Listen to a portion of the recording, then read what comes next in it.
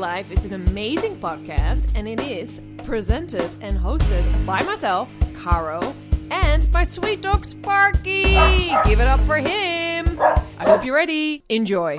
Welcome back to another episode of Go For Your Life. I have recovered from the flu, so I sound very sexy if I say so myself, or I sound awful. Either way, you decide.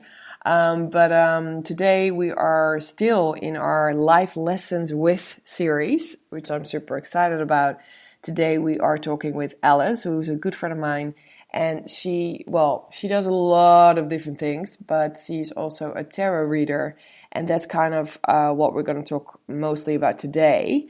After Stevie B last week and his numerology, I thought this would be a nice way of kind of closing the Life Lessons With series. So, welcome, Alice. Thank you. Thank you so much for joining me. Even though we normally live in the same city, we are not in the same city today. You're in Lisbon, I'm in Amsterdam, right? That's right. Where you are in your lovely kitchen. It's looking really sweet, listeners. Like I can see Alice, and it's really sweet. Her setup is very sweet at the moment, so it's really cute to see that. So Alice, let's dive straight in. Who are you? Can you talk a little bit about you do a few different things in life, don't you? Yeah. So who am I? I started my professional career as a chef. I turned over to being a vegan chef and opening my own restaurant here in Lisbon.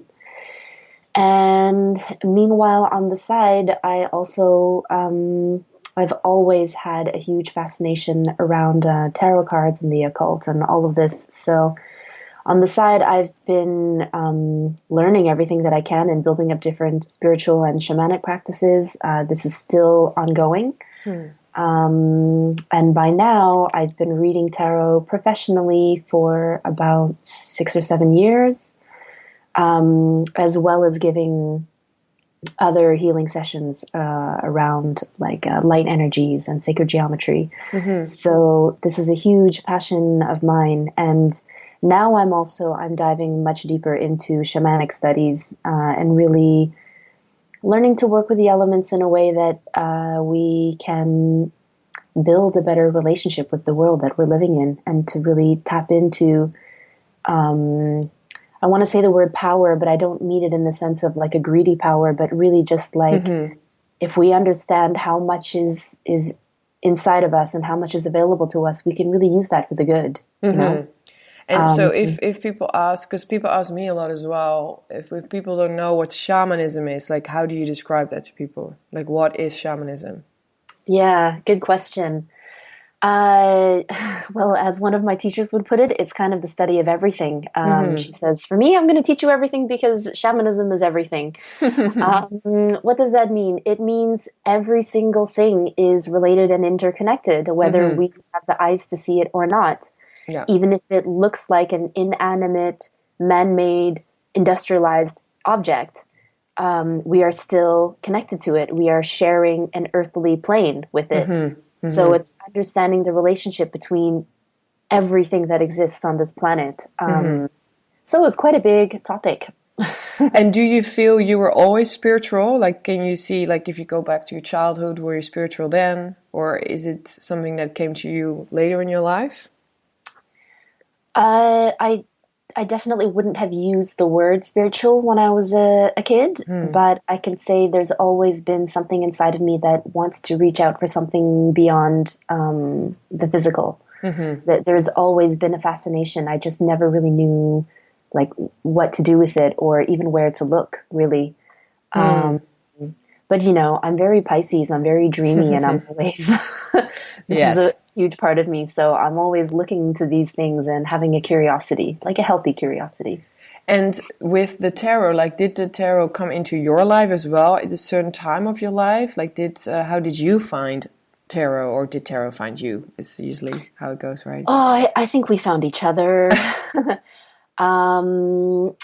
like, so even when I was a child, I would see around at fairs and things like this, people who were reading tarot. There was, and I would go for it, it would be like these $10 readings or something like this. And the thing is, at that point, I didn't have much discernment for who's bullshitting me or not. But in a way, you kind of just have to go and do it to find out. And so I was always going to these things. Whether I got much from it was a different situation. But as I started to get more experience with it and to start to find the right people, also like, with the internet coming, it was easier to find people. It wasn't just such a random crapshoot. So I could screen them a little bit more. And the better I got at that, the more deep and meaningful the readings were. And the more I found people who I felt like I could really trust and who I felt like were really there for me, like they were really bringing a service to support me in my growth in some way or support me in my path. And nowadays I think it's easier to access that. It's also easier to access people who are full of shit. It goes both ways. But I think when we start to exercise common sense, and maybe once in a while you have a bad experience, but then it shows you, it shows you the difference between a bad experience and a good experience. Yeah, totally.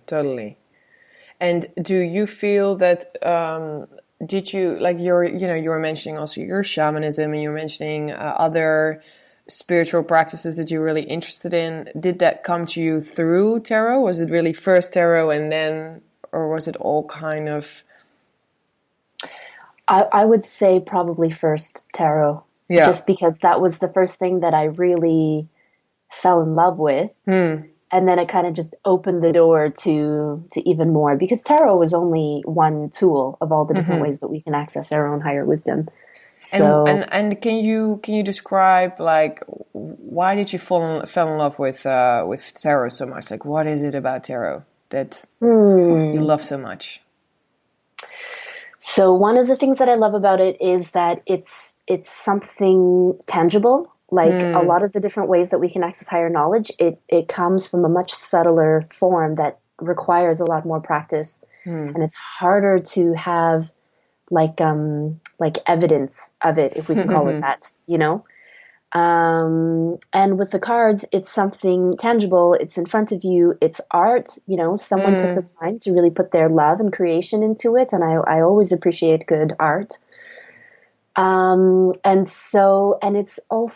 it's working with stories and archetypes, which I think make a lot of the higher concepts, if we would call them that, I think it makes it more accessible to people, because we understand stories and we understand personality types, they're all over our lives.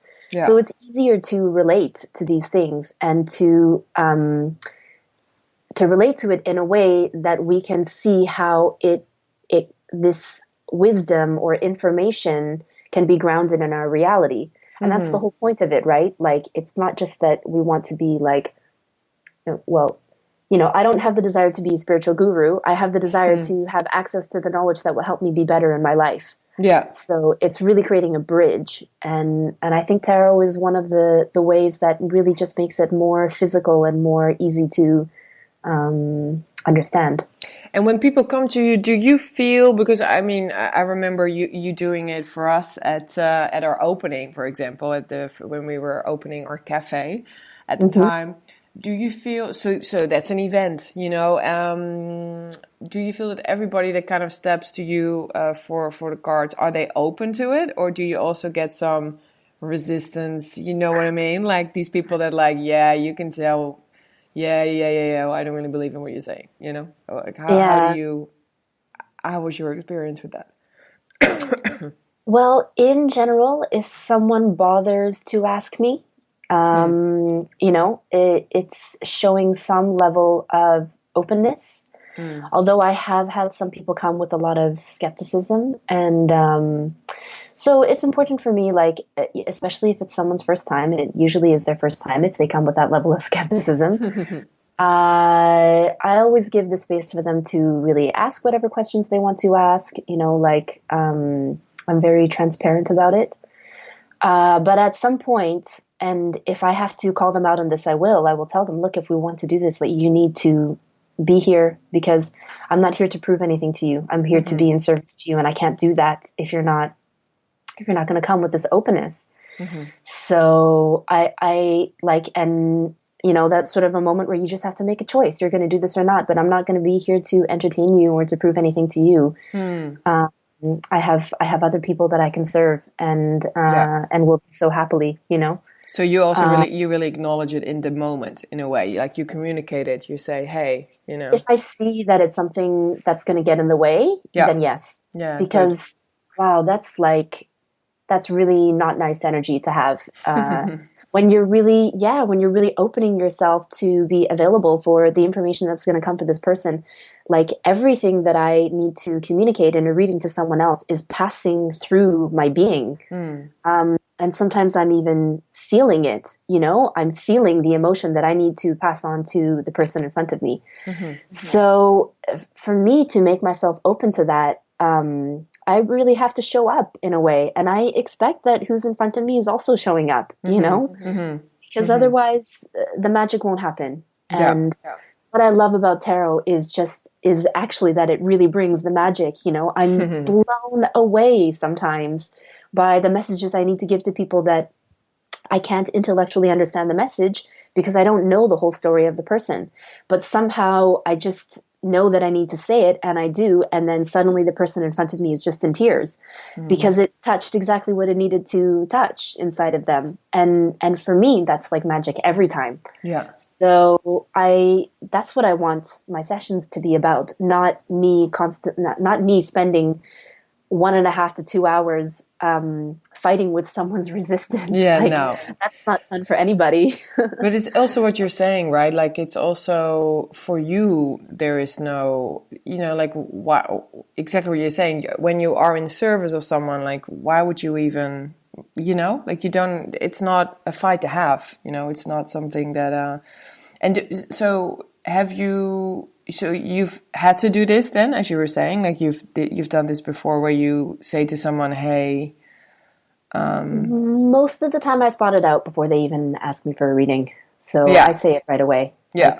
Like, I tell people right away, I'm not here to convince you or to prove something. And then sometimes people then don't do a session with you? Like, they decide, like, oh, well, maybe I'm not ready for this, or... Yeah, like, I guess the reactions have gone either way. Like, usually when that happens, it comes in a casual conversation. They find out this is something I do, and then they're like, oh, what's that about? So you're going to tell me my future? So that's not even in the context that they've asked me for a reading yet, But sometimes those conversations lead to them saying, okay, I want to have one with you. And then that can come in also a couple of different ways. That can come in a way of like, wow, I didn't realize the depth of what this is. I would really love to experience this with you. Or it comes in the way of like, okay, so let's do a reading and I want to see what you can do. And the latter, that's exactly the one that I would say no to. Yeah. Only once I had, when I was just starting and I didn't really know how to filter out who I was reading for, only once did I have a guy who, he really wanted it. He showed up, he was ready to pay for it. But then whenever it was time for me to just like share what the messages were that were coming from the cards, he just wouldn't listen. Yeah. And it was super frustrating, but and I felt incredibly drained by the end of that. But it was also a huge teaching for me, so it's part of it. I think that's also what you were saying before. Yeah, it's this. Of course, it's what do you then do as the tarot reader yourself? I think that's. And without kind of generalizing too much, like, do you feel that it was kind of a question I also was asking Stevie B, and I've asked some other coaches before on this podcast, was like, do people all have like a general kind of need from life, I guess? But like, is it why people come to tarot? Could you say that it's generally